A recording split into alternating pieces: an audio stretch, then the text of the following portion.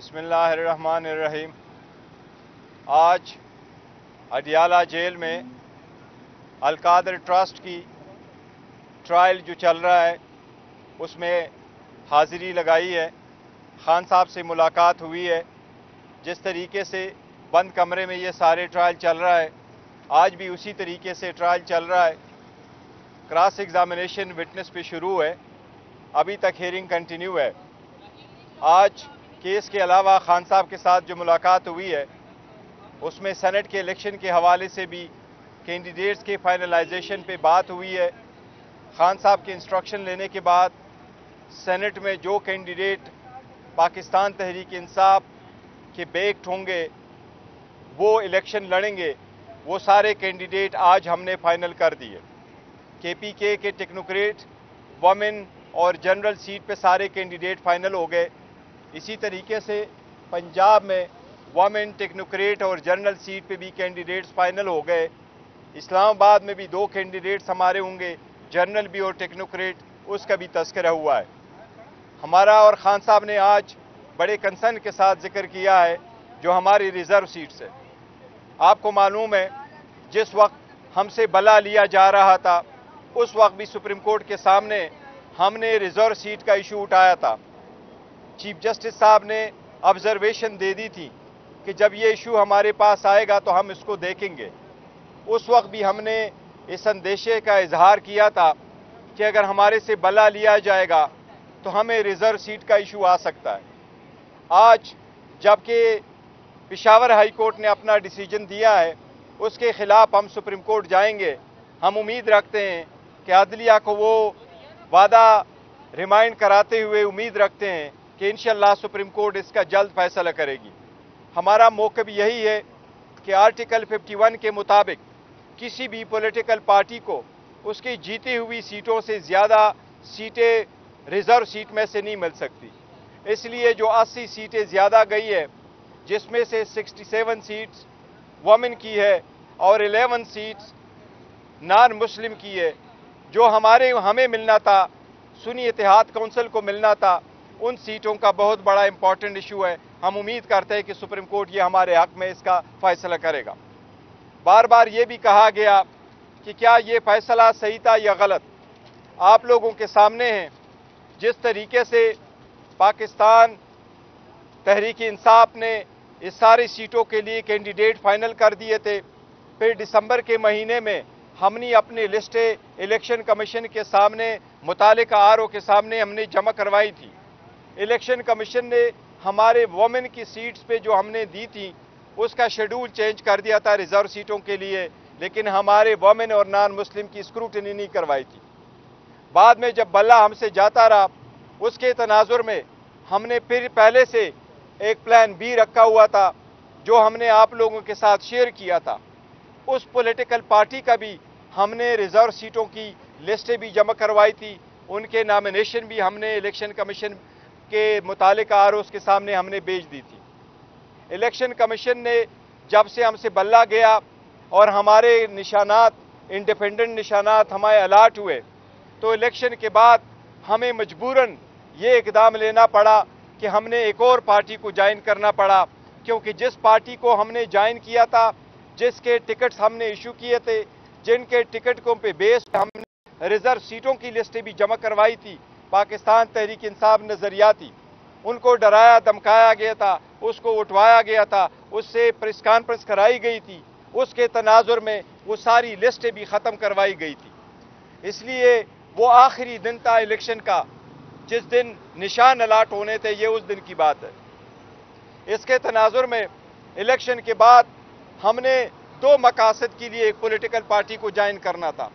एक ये कि जो हमारे आज़ाद कैंडिडेट थे, जिनको डराया धमकाया जाता था, लालच भी दी जाती थी और फिर उनसे पार्टी चेंज करवाई जाती थी।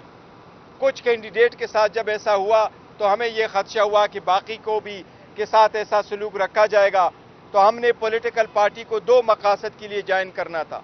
एक ये कि हमें रिजर्व सीटें मिले, दूसरी ये कि जो हमारे इंडिपेंडेंट कैंडिडेट से उनके साथ हमें प्रोटेक्शन मिले और अब मजीद इसकी डिफेक्शन हमारी पार्टी से ना हो। उसके तनाजुर में हम अभी भी यकीन करते हैं कि आईन में बड़ा क्लियर है کہ کسی پولیٹیکل پارٹی کو اس کے جیتی ہوئی سیٹوں سے زیادہ نہیں مل سکتی. اس لیے ہم نے جو کہ سنی اتحاد کونسل کا فیصلہ پارٹی کو جوائن کیا تھا، جو ایک پراپر ڈیسیجن تھا، صحیح ڈیسیجن تھا، سوچ سمجھ کر کے ہم نے کر دیا تھا، سائن کیا تھا. اس وقت کے جو حالات تھے، اس حالات کے مناسبت سے اگر کبھی میں آپ کو سارے فیکٹس بتا دوں کہ کیا کیا ہوا تھا اس وقت سارے پولیٹیکل پارٹی کو جوائن کرنے کے سلسلے میں اور اس پارٹی کو جوائن کرنے میں، سو یہ ایک سنجیدہ اور بہترین اور صحیح فیصلہ تھا جو اس وقت ہم نے کیا تھا، اور ہم اس پہ ابھی بھی قائم ہیں. اس لیے ہمیں سپریم کورٹ سے یہ استدعا ہے اور التماس ہے کہ ہمارے کیس کا جلد سے جلد فیصلہ ہو، اور آرٹیکل 51 کی یہ تشریح ضروری ہے کہ کیا کسی پولیٹیکل پارٹی کو جیتی ہوئی سیٹوں سے زیادہ ریزرو سیٹیں مل سکتی ہے یا نہیں. یہ بہت اہم ہے، اسی لیے ہم سمجھتے ہیں کہ انشاءاللہ تعالی عدلیہ کا فیصلہ ہمارے حق میں ہوگا. Any question? یہ بتائیے گا، آپ لوگوں نے کوشش کی کہ آئی ایم ایف پاکستان کو قرضہ نہ دے، آپ لوگوں نے لیٹر بھی لکھے، بالآخر آئی ایم ایف نے آپ کے حق میں رکھی ہوئی شرط کو مسترد کر دیا. آج امریکہ نے بھی کہہ دیا کہ وہ پاکستان کے ساتھ کھڑا ہے as per as I M F program is concern.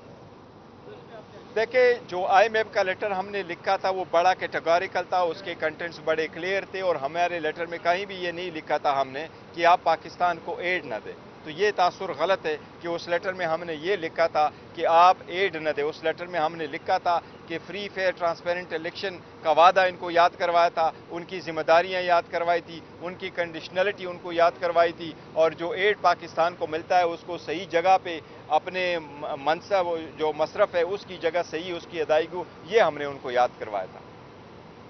آج پی ٹی آئی کے جو کارکنان ہیں انہوں نے امریکہ میں آئی ایم ایف کے دفتر کے باہر مظاہرہ کر کے پاکستان کو مالی امداد نہ دینے، اور اگر دی جاتی ہے تو اس کی سخت سے سخت ترین شرائط جو ہے وہ نافذ کرنے کا مطالبہ کیا. اور دوسرا، آج اسد قیصر صاحب نے بھی اسمبلی میں ایک ایشو ریز کیا ہے کہ ہم اس وقت تک فلسطین کے حق میں قرارداد پیش نہیں ہونے دیں گے جب تک عمران خان صاحب کے حوالے سے قرارداد نہیں ہوئی. نہیں، دیکھو میں اس کی تشخیص کرتا ہوں. کل جو قرارداد پیش ہو گئی ہے وہ شور شرابے میں زیادہ تھا. اسد قیصر صاحب نے کبھی بھی یہ نہیں کہا ہے کہ ہم فلسطین کے حق میں ریزولوشن کی تعاون نہیں کریں گے، نہ اپروول میں حصہ دیں گے جب تک خان صاحب کے حق میں نہیں. فلسطین کا ایشو ڈیفرنٹ ہے، اور ہم نے فلسطین کے ایشو پہ کسی ایشو کو اور کو مکس اپ نہیں کیا ہے. یہ مس انڈرسٹینڈنگ ہے، شاید وہ اس وقت کے شور شرابے میں شاید ایسی اس مسکنسیپشن کلیئر ہوئی ہوگی. ادروائز ہمارے طرف سے وہ یونانیمس ہے اور ہم نے اس کے ساتھ ایگری کر دیا تھا.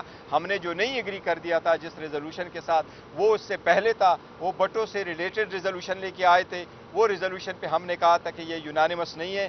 آپ نے نہ ریزولوشن کی کاپی ہمیں دی ہے، نہ ہمارے ساتھ آپ نے ڈسکس کیا ہے، نہ اس ریفرنس میں آپ نے باقی لوگوں کا ذکر کیا ہے جو بھی غلط طریقے سے کنویکٹ ہوئے. اور دوسری بات، جو ریزولوشن پہ ہم نے اپنا ریزولوشن پٹ کر دیا تھا، وہ وومن ڈے پہ جب ان کی گورنمنٹ کی ریزولوشن آئی اس وقت ہم نے ان کو پوائنٹ آؤٹ کر لیا تھا کہ جن وومن کا آپ ذکر کر رہے ہیں اس میں ہمارے بہنوں اور کا بھی ذکر ہونا چاہیے جو جیلوں میں ہیں. تو ہم نے اس کا بھی تذکرہ کیا تھا، اس لیے گورنمنٹ نے اپنا ریزولوشن پٹ کر دیا تھا اور ہم نے اپنا ریزولوشن پٹ کر دیا تھا. اسلاموفوبیا پہ جو ریزولوشن ہے وہ اس ریزولوشن بھی یونانیمس تھا اور ہم نے اس پہ کل پروگرام بھی کیا تھا. آئی ایم ایف کے باہر جو مظاہرہ کیا، دیکھیں، باہر جو پاکستان اوورسیز وہ کرتے ہیں، پاکستان تحریک انصاف نے کہیں آرگنائز نہیں کیا ہے، لیکن اوورسیز اگر کرتے ہیں تو یہ ان کی اپنی مرضی ہے، اس کے مطابق کرتے ہوں گے، لیکن ہم نے آرگنائز کوئی نہیں کیا. وہ صاحب انتخابات سے پہلے آپ سے غلہ چھین لیا گیا، انتخابات کے بعد رزلٹ چونکہ آپ کو نہیں ملے، اب آپ سینٹ کی جانب چلے گئے، تو کیا مشکلات ہیں اتنی سینٹ کے انتخابات کو دیکھتے ہوئے پی ٹی آئی؟ دیکھیں، مشکلات تو باقی ہے،